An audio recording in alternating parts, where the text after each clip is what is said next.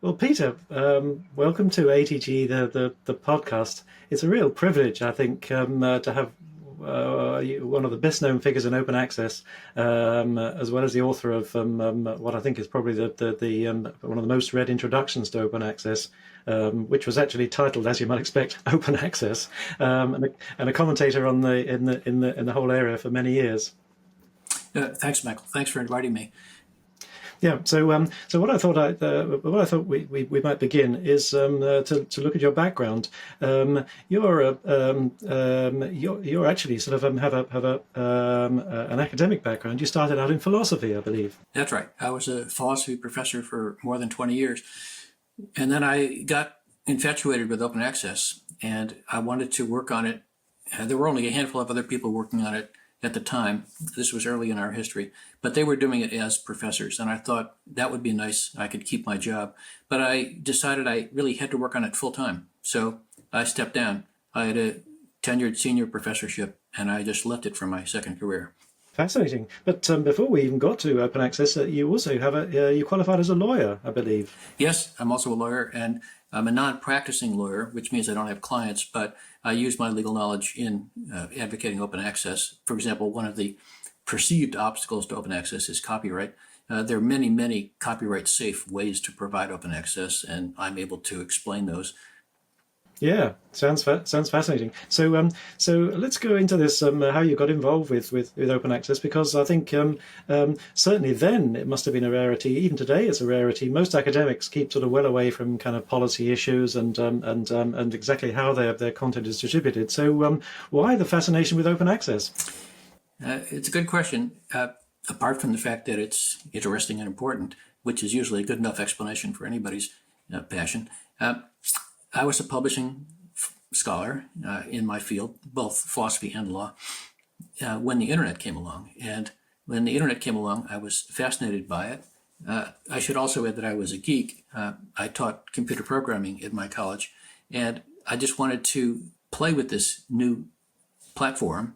There was a lot of excitement about it. In fact, it's hard to recover the excitement of the internet in its early days. Everybody was excited about it. And I wanted to see how it worked. I wanted to put pages online. I wanted to view pages online. I wanted to see how extensive it could be, how useful it could be. And of course, there was a lot of junk on the net in the early days.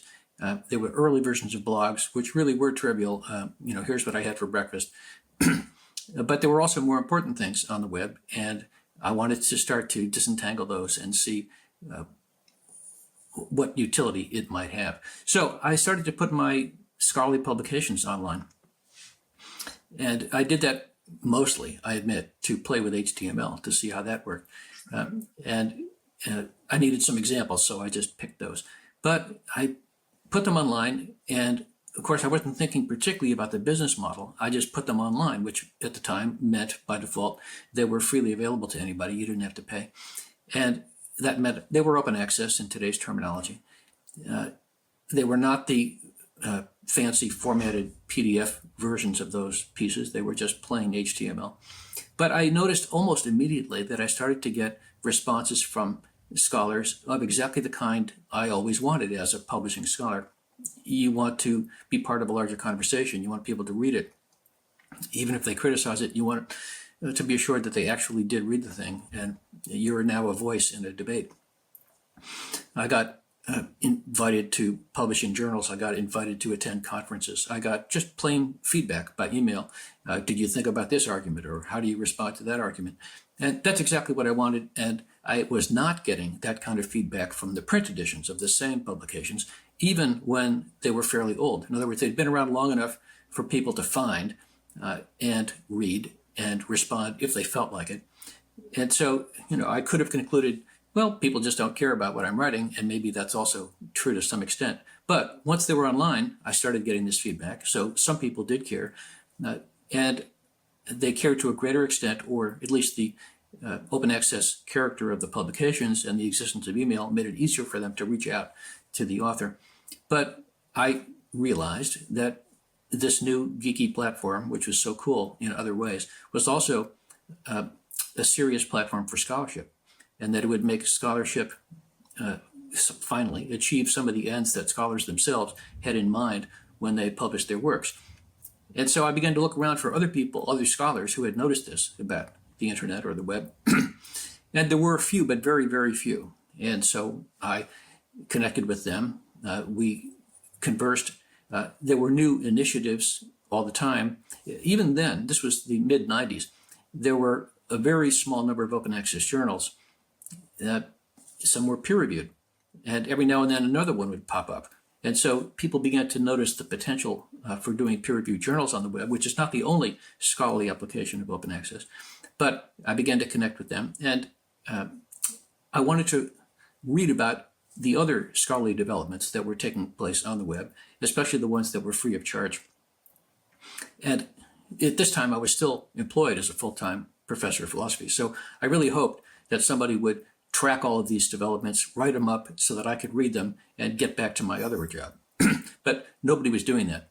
They were occasionally launching a new initiative, and I applaud that. But nobody was writing up the latest developments for those who were following with interest. And so I decided I should do it.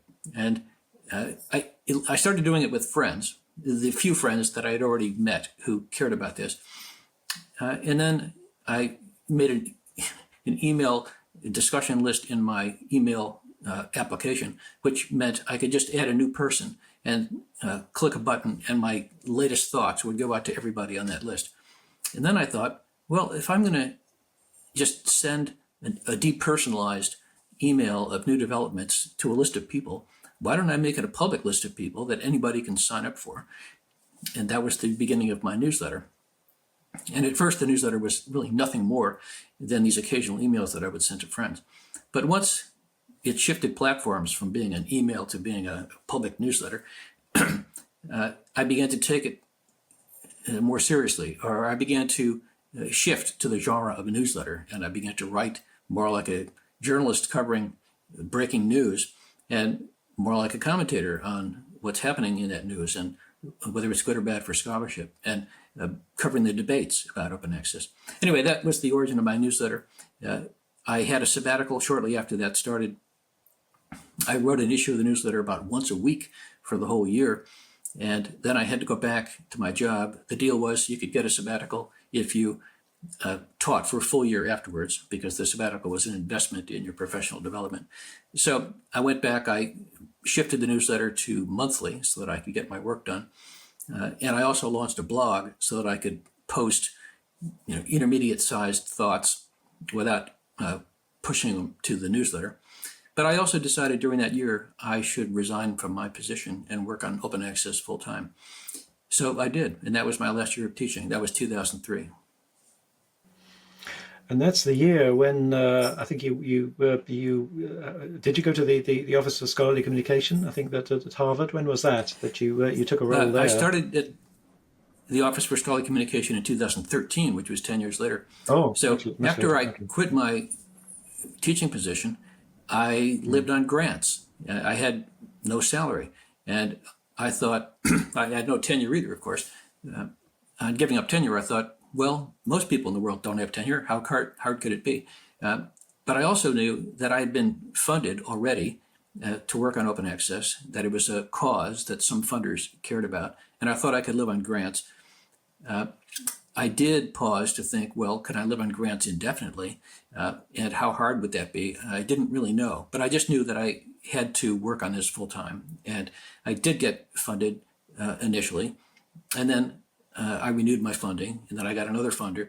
So I made do until I got a salaried position again 10 years later. So I lived on grants for 10 years. And that was the period of my most intensive work in public on open access. That's when I wrote the newsletter every month for a decade, but I also a blog and also articles and also a lot of public speaking. Once I took the job at Harvard, it was a salaried job to run an office, and it was to implement open access, and it was not the same as writing or speaking constantly about open access. So I stepped back from the limelight, but I was still working 100% of my time on open access. And that gave me new insights into it because the implementation has its own complexities. And I was able to comment more on those nuts and bolts issues when I commented at all, and I was still writing a little bit.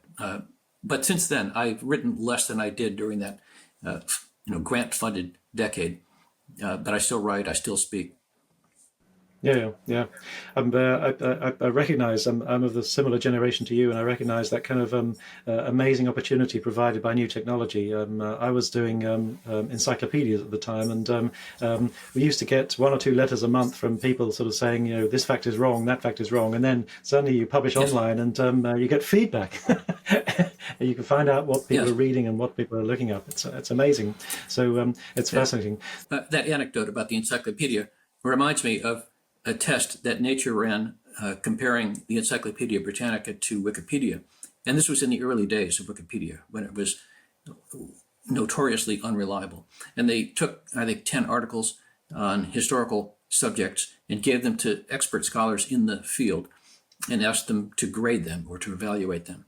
And the Encyclopedia Britannica articles got relatively higher grades than the Wikipedia articles, and the reviewing scholars pointed out errors in both the Wikipedia articles and the Nature articles. But the interesting thing is the errors in the Wikipedia articles were corrected the next day, and the errors in the Encyclopedia Britannica had to wait for the next edition, which was years away. Yeah, absolutely. This is the way the changes introduced by technology are fascinating, and there's a period when everything seems to be possible, which is lovely. The really important milestone in open access is the Budapest Initiative, which I believe you were part of, and it took place around that time that you left your philosophy job. Yes, the people who wrote the Budapest Initiative convened in 2001. Which was my sabbatical year, the year I was working intensively on open access while still employed. And we released our public statement in 2002.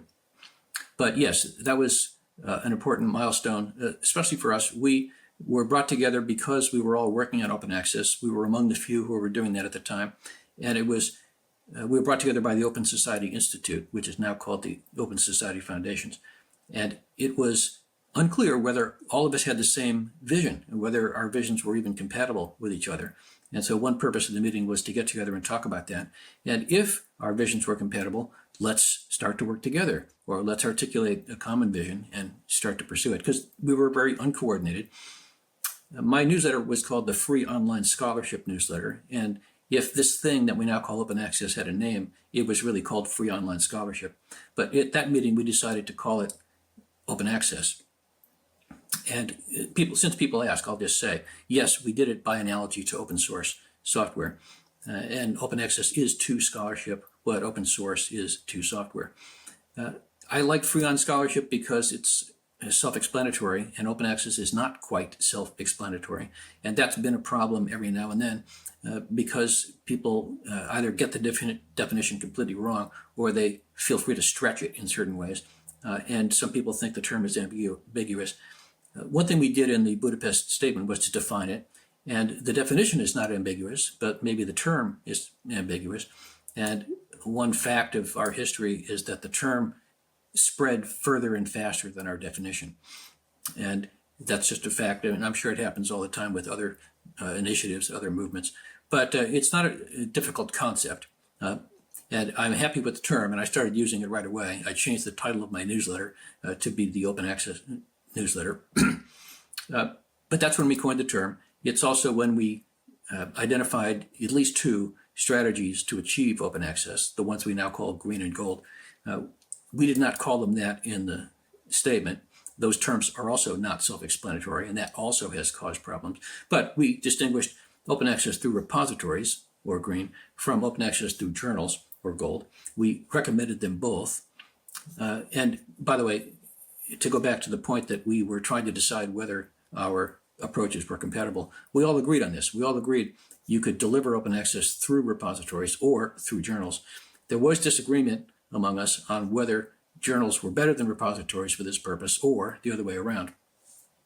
Those disagreements have never been resolved. In other words, those principles and their followers in the general scholarly world still disagree about those priorities. But they should agree, that both are vehicles for delivering bona fide open access.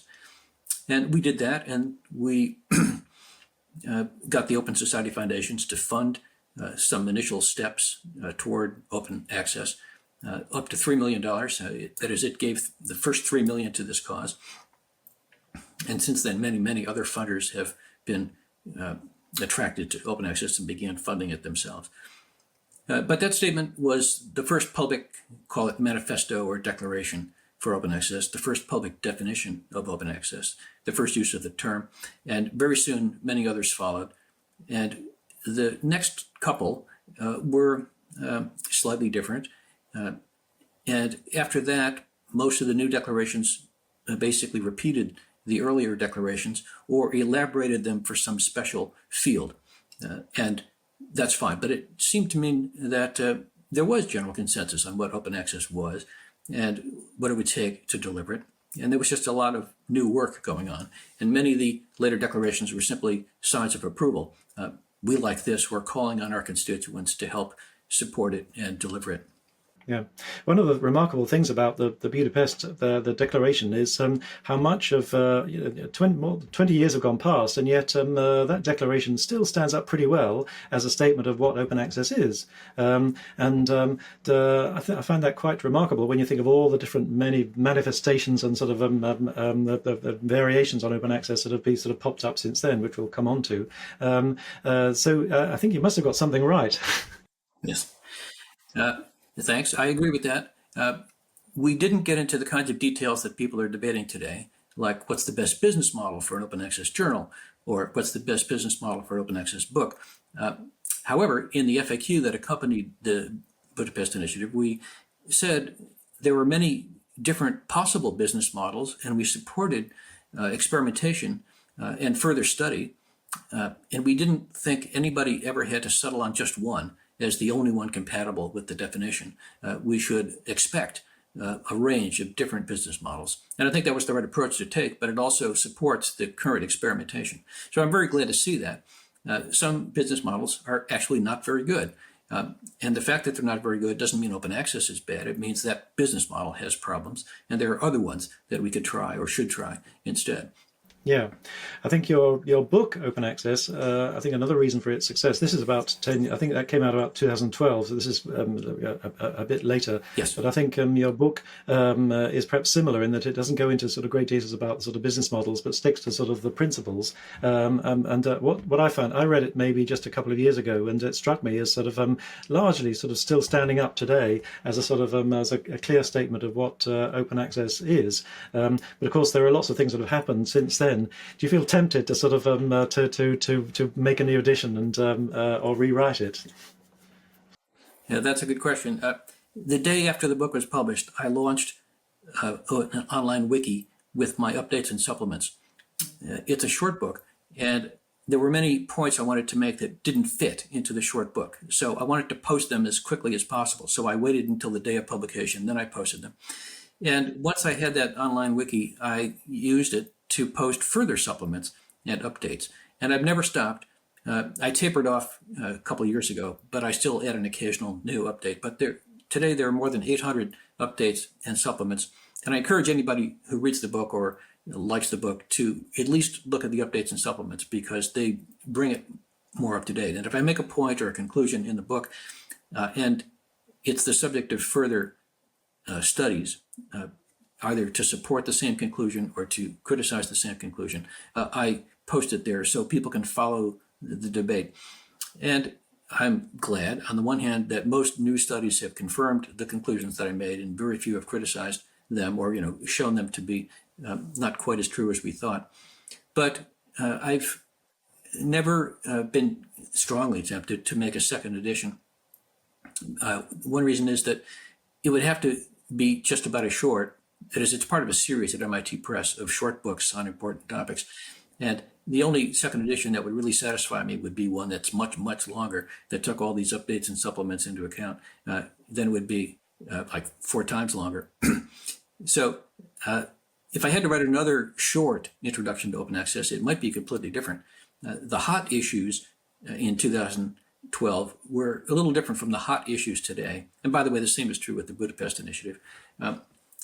And I'm not tempted to write that new book addressing the current hot issues, because I addressed those in other ways in public talks or in social media or in journal articles.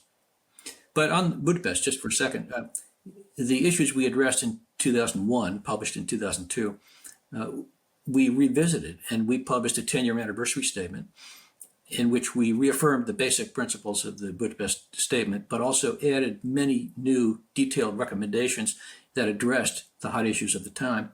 And we did that again on the 20th anniversary. And on the 20th anniversary, we did something a little different. On the 10th anniversary, we deliberately wrote a long list of recommendations to be more helpful. That is, some of them were getting into very specific areas. But for the 20th anniversary, we decided to write a small new set of recommendations, isolating what we thought of as the top priorities. And so we wrote only 4 recommendations. And those are still the 4 that I think of as the hottest issues, the most important ones today. They're about supporting open access on open infrastructure, reforming research assessment, moving away from APCs, and moving away from what are called transformative agreements or read and publish agreements. And by isolating those 4, we hope to draw attention to the top priority issues when we could have made 100 detailed recommendations on more specific points. I hope this strategy works. I hope people are taking our judgment seriously about what are the biggest issues, and then our arguments in favor of how to approach those issues. Well, your mention of, I was just going to come on to APCs and transformative agreements, because some people would say that the whole kind of open access mission has been to some extent distorted by the use of APCs, which has just kind of continued almost subscription publishing by another name. So, do you think that the APCs? I mean, do you see it that way, that APCs have sort of distorted the whole open access movement? Yes. On the one hand, they're compatible with genuine open access. In that sense, they have not distorted the whole open access movement. On the other hand, I think they're a bad business model for open access. They were just starting at the time of the first Budapest Statement. So it was too early to make a judgment, and we didn't make a judgment. It was one of the many business models included in our general statement that there are many business models and let's experiment with them. Since then, there's been a lot of experimentation with them. And there have been many results. One result that everybody knows is that the large for-profit corporate publishers found they could make money with APCs roughly comparable to the money they made from subscriptions, and that made them happy to shift over. And until that time, it took them a while to realize that, and until they realized that, they were pretty strong opponents of open access. Now they're generally in favor, provided they can charge for it, significant amounts for it, and provided they can own the intellectual property. I think both of those are mistakes. That is, I want to avoid open access in which publishers own the copyrights, and I want to avoid open access that charges somebody on the author side, or it charges the authors themselves, because that excludes authors who can't afford to pay. It excludes authors on economic grounds, independently of the value of what they have to say. And so I prefer business models that don't do that. And so I'm one of the people who is speaking against APCs. It's not true that the Budapest Initiative encouraged APCs, but it opened the door to APCs. That's true. And I didn't speak out against them until, let's say, the evidence built up that they were inequitable, that they were harmful, that they were exclusionary, and that there were alternatives that would work at least as well. And we're still in that period. The non-APC business models are proving themselves. There's more than one. There's more than 10, actually. And they're all being tested, which is a good thing. We should be empirical about this. And they are growing, which is a good thing. Awareness of them is relatively low.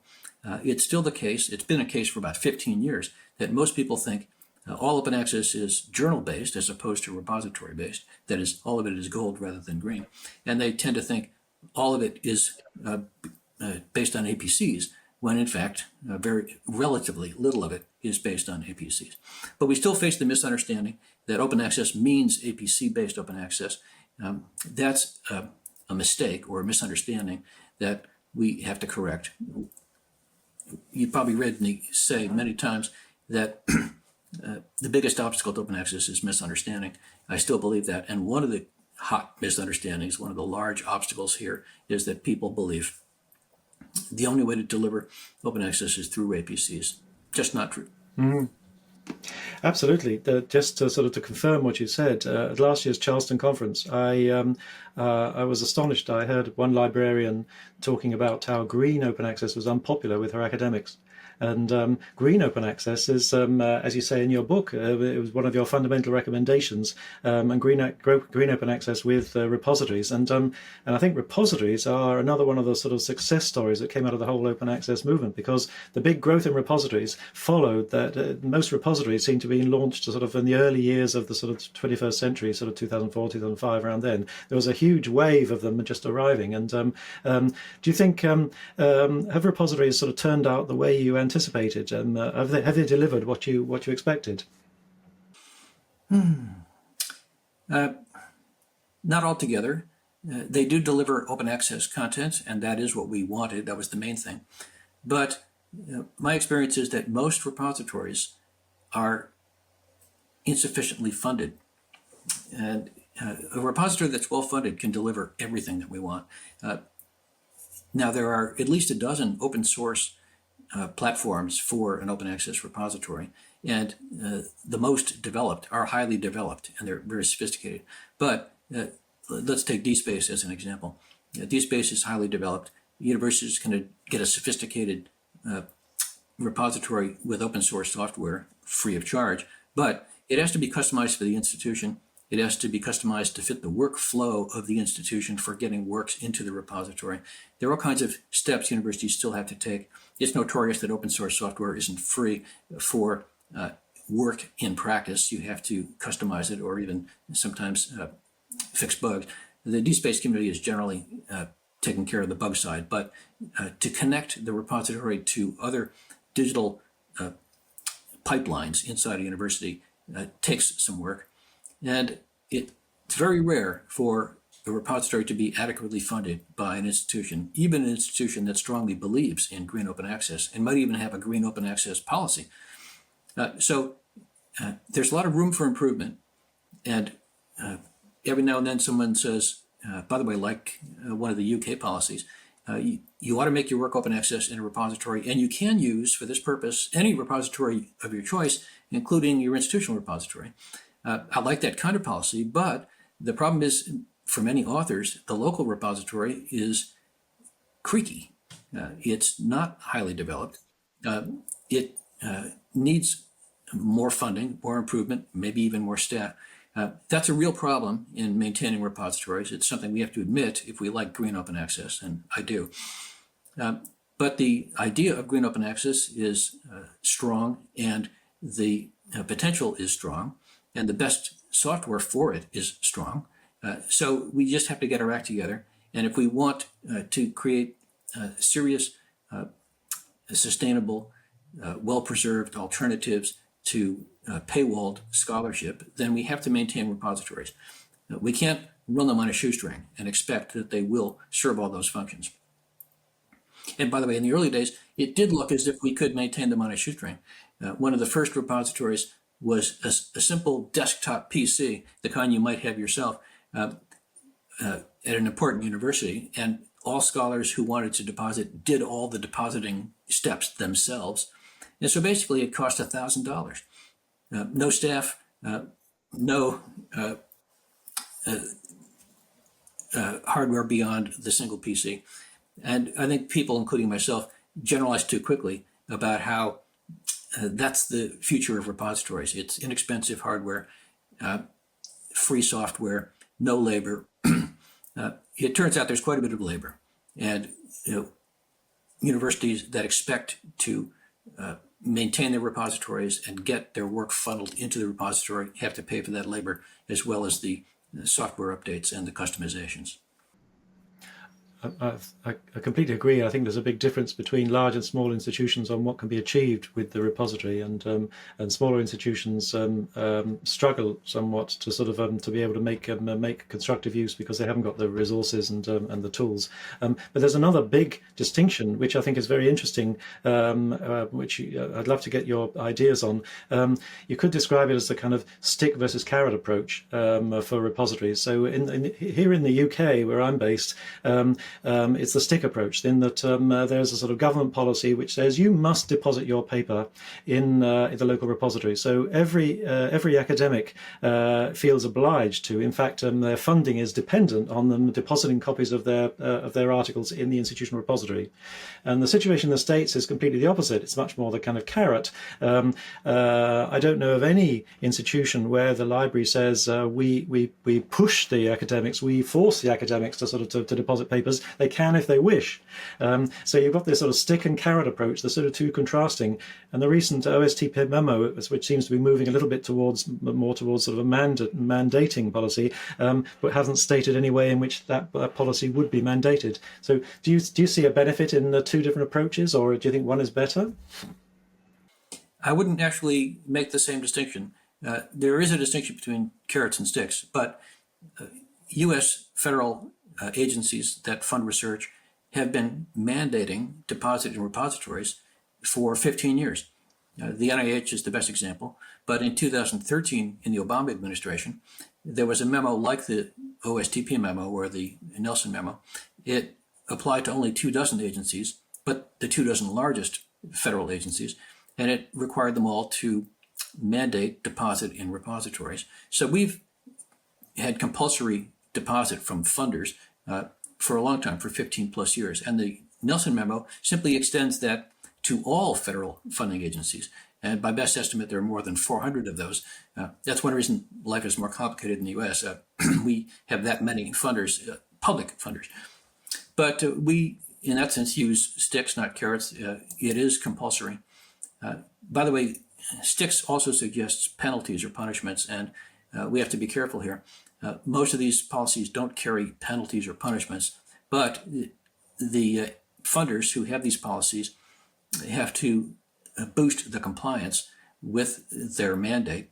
The NIH was the first to mandate deposit in a repository, and for several years the compliance rate was low, and NIH would periodically send out a memo reminding grantees, you must do this, don't forget to do this. And when they did that, the deposit rate would spike up a little bit, but then we'd go back down.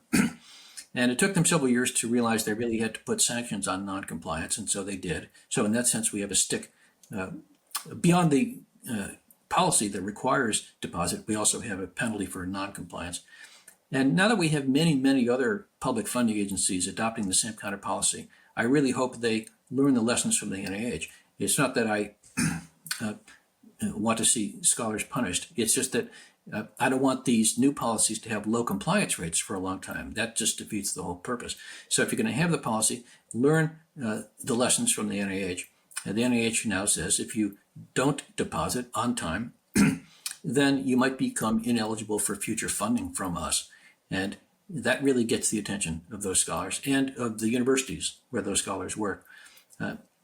Harvard had a high compliance rate before that sanction went into effect, but as soon as it did go into effect, our compliance rate went up to close to 100%. It really works, and it's not really the same as a punishment. It's a way of saying, take this seriously. And I support that. If you accept public money to do research, then there is a serious obligation to make the results public. And just to finish off on the OSTP chain of publications, just last month there was what was called an update, and with the perhaps rather depressing news that still something like 20% of all journal articles look to be subscription based and therefore closed and not available. So do you think that the sort of the open access battle is won? I mean, do you think that 20% will sort of will continue to diminish? I do think it will continue to diminish. But I'm also reluctant to define a finish line for the open access movement. It's not as if having 100% of new articles be open from the date of birth is the finish line. That would be a wonderful milestone, but open access faces new obstacles every year because of new developments. For example, now there are many complexities around open access and artificial intelligence that are simply new, that we could not have thought about them 5 years ago, at least not in the detail that we can do today. And open access articles can coexist with closed versions of the same articles. And sometimes the open versions are not as good as the closed versions. But all the metrics show that the volume of open access relative to closed access has been growing almost monotonically over the years. It's not like the stock market. It doesn't go up and down, up and down. It goes steadily up. In my view, it's going up more slowly than we would like. I think many people agree with that. I think some publishers think it's going up faster than they would like, but at least it's been steadily going up.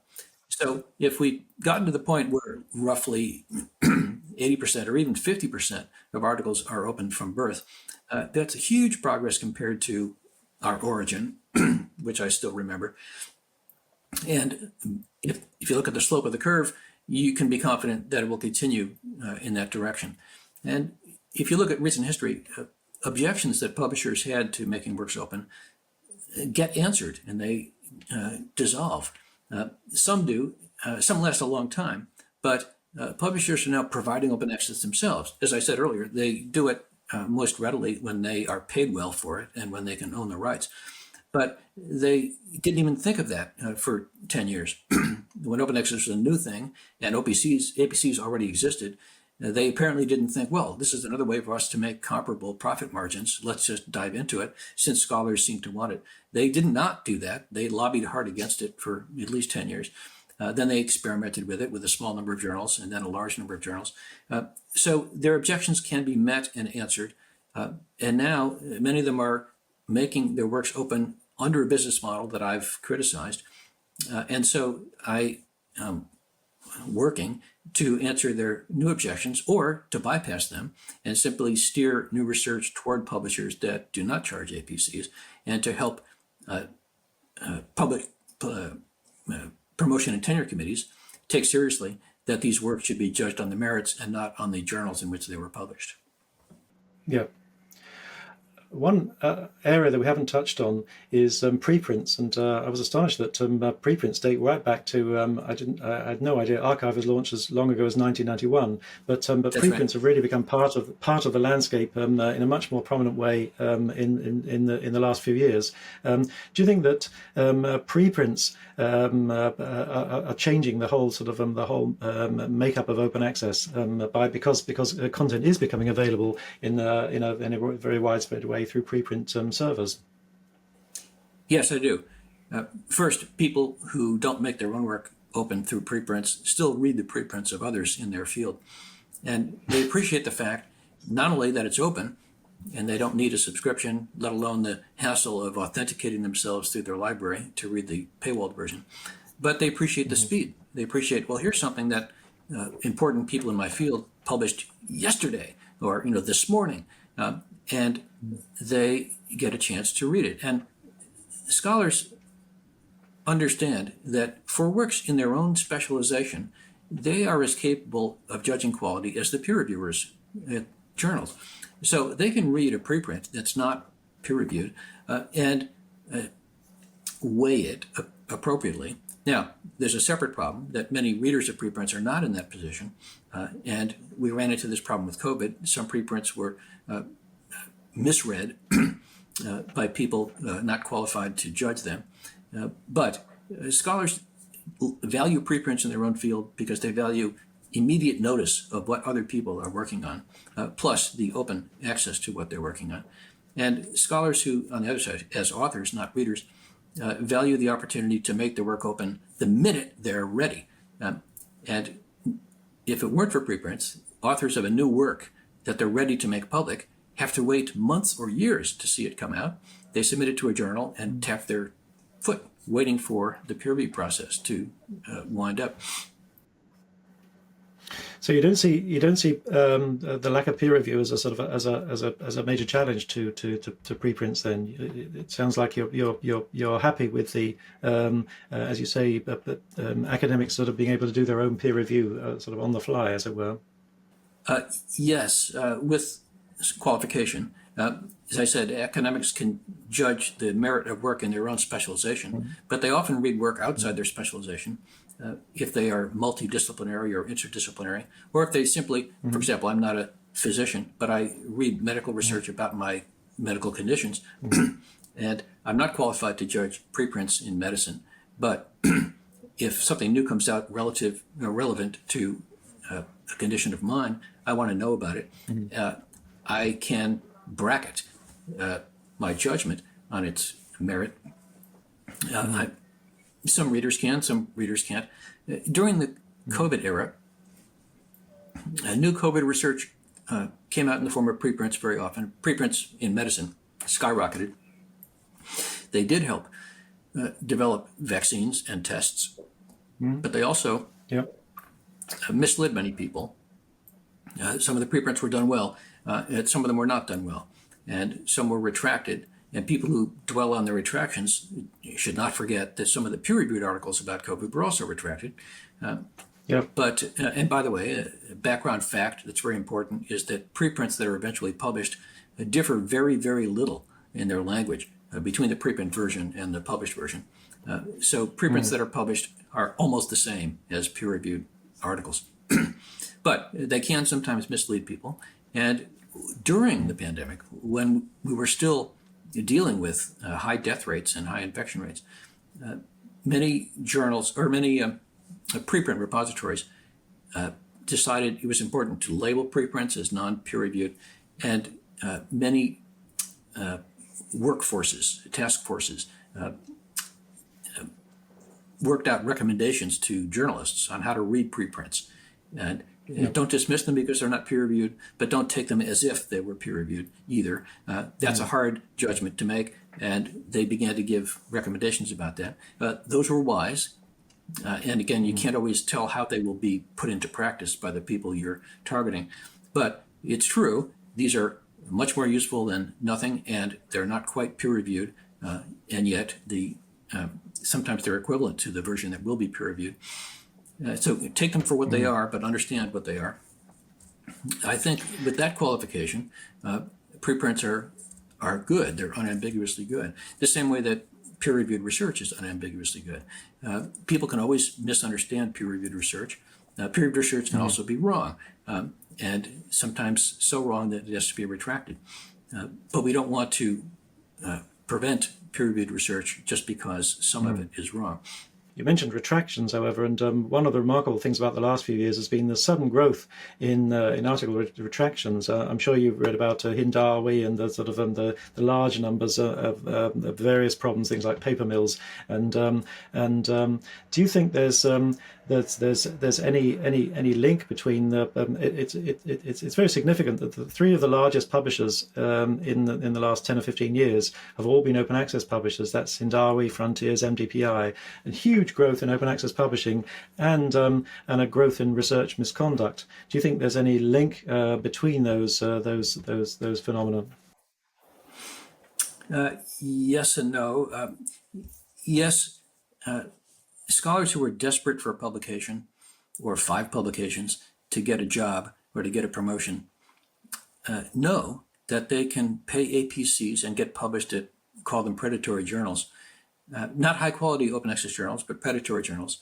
And their review committee, their promotion and tenure committee, doesn't know the quality of journals in the field completely. They have their own sense of what the important journals are, but if they see a publication from a journal that looks peer-reviewed, it counts toward promotion and tenure. And many scholars get the kind of credit they wanted by buying it, even if it's very, very hard for them to afford. So in that sense, the APC model, combined with the existence of predatory journals, creates a kind of market for fraud, misconduct, or just low quality, which, by the way, is a different thing from misconduct. So I think some of the retractions can be attributed to that. I think there's also a new kind of mass misconduct that we didn't see before, and I'm not sure how to explain it. But there are journal farms, there are, let's say, scholarly spam initiatives that just flood these predatory journals with no quality thresholds and get work published. And when I said yes and no, it's important to get to the no side. I don't think there's a necessary connection between the quality of peer review and the business model. That is, I think open access journals that charge APCs or that don't charge APCs can have rigorous or lax peer review. And it's the predatory ones that have either lax peer review or zero peer review. And those are ripe for these spam farms, but also for honest scholars who are simply desperate and whose work might not be published in a higher quality journal for many reasons, including perhaps the weakness of the scholarship, but also perhaps the weakness of their mastery of the English language. Many scholars will only get promoted or tenured if they publish in a Western English language journal. That's regrettable but true, and their English may not be very good, and many scholars who edit journals will reject articles that are just poorly written. And only the wealthiest journals can afford copy editors to improve the English of submissions. And those are mostly in the sciences, where many submitters don't have English as their native language. It's less true in the humanities, where most submissions are in English, but also there's less money to pay copy editors. But I don't think open access journals with an APC business model or with a diamond model that dispenses with APCs are for that reason nudged toward rigorous peer review or lax peer review. I think those are independent variables. And if a journal has lax peer review or zero peer review, we have to look for other explanations. And the access model is not relevant. It's often said that APC-based journals multiply submissions or acceptances in order to make more money. And I think that is true for journals that basically dispense with peer review. But if they have strong peer review, then multiplying acceptances is not harming anybody. It's actually promoting good scholarship. One of the advantages of digital journals is they have no size limit. In the old days, you could only publish, let's say, 20-page articles or only 5 per issue because that's all the money you had to print the print version. But there's no limit on the space in a digital journal. And if all the articles you're publishing are good in the sense that they meet a rigorous form of peer review, then that's just a growth and a good service. So I don't worry about that. But if the peer review is lax, then we do worry about that. It's flooding the literature with low quality material. And if the peer review is non-existent, then it's a mix of very bad literature, but also perhaps good literature by desperate people who couldn't publish anywhere else. Thank you for that. Just to sort of to close off and not want you to sound too negative, but you mentioned the anniversary of the Budapest Initiatives, and on the 10th anniversary, you said the most important initiative was to educate the stakeholders. And what I find remarkable is that 20 years after you started your campaign of education, there still seems to be quite a lot of misunderstanding of and sometimes resistance to open access.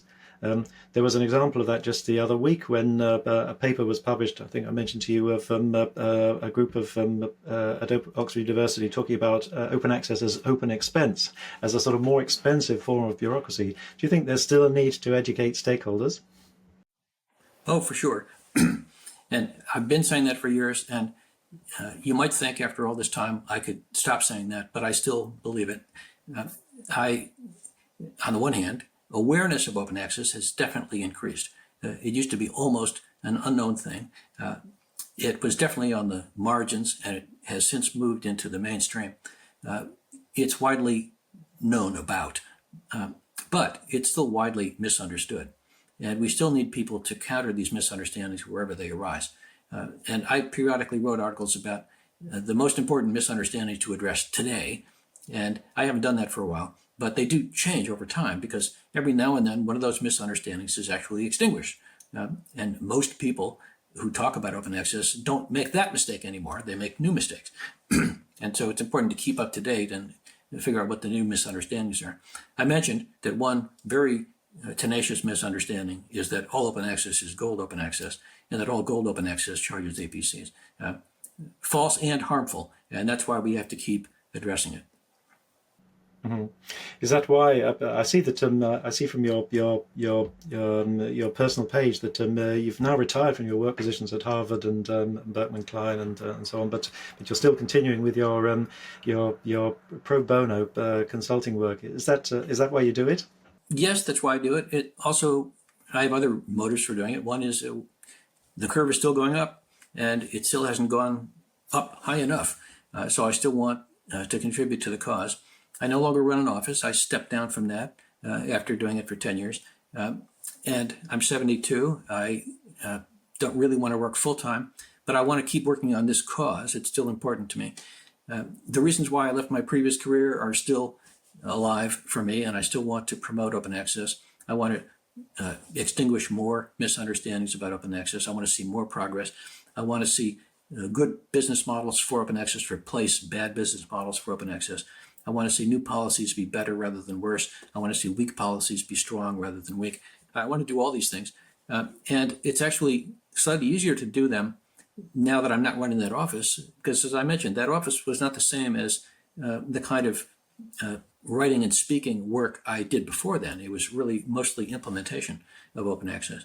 And even though I'm not writing and speaking as much as I used to, mostly because of age, I get to speak freely about open access without having my time taken by the needs of implementing open access. I understand the difficulties of implementation, and a lot of my consulting is with universities that have to implement their own policy or a funder policy. So I'm in a good position to help on that point, but I'm not doing all that implementation myself.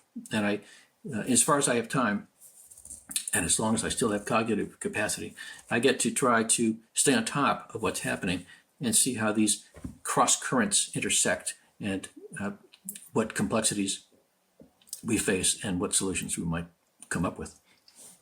Absolutely. Seems to me, just to sort of conclude, that you said once that you don't intend to write a history of open access, but I would have thought somebody in your position with your combination of experience and neutrality would be ideally placed, and the fact that you can write in a sort of articulate and sort of a coherent way, I would have thought very few people would be as well placed to write it as you. Well, thank you for that. Maybe a few years ago, when I had more time and energy, I would have taken that more seriously, but it would be a lot more work than the kind that I've been doing. On the same page where I said I've not written a history and I don't plan to write a history, I also point to the things I have written and say, if anybody does write a history, take account of these things, please. They're relevant.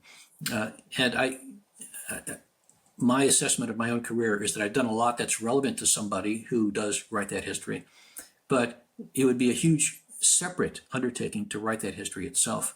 I'm not ready to do it.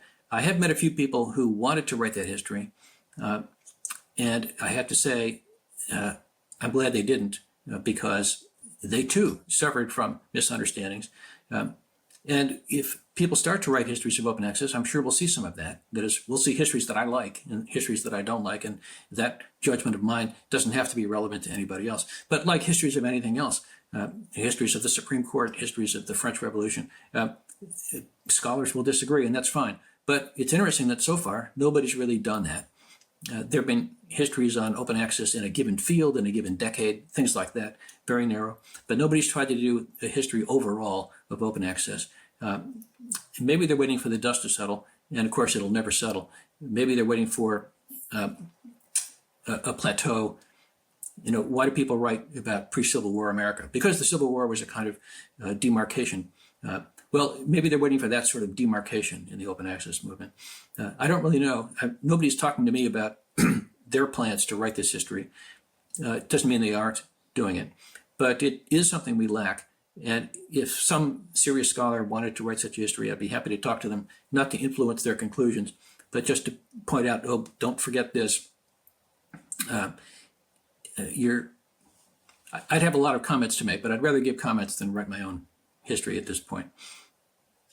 Well, I certainly agree with you that Yeah, whoever writes the history of open access, and I think it should be written. You were there, you were at the meetings, and you were involved, I think it would be very difficult to write it without getting your ideas and your experience on board. So I feel very grateful to to have learnt an enormous amount in the last hour from you on open access, how it's developed and where it's going. I think it's an encouraging story, and it's one that that I think we can all benefit from just reviewing and being aware of, and continuing to follow. So thanks again, Peter, for your time, and I hope you've enjoyed it as well. Yeah, thanks, Michael. I appreciate the conversation, and I enjoyed answering your questions.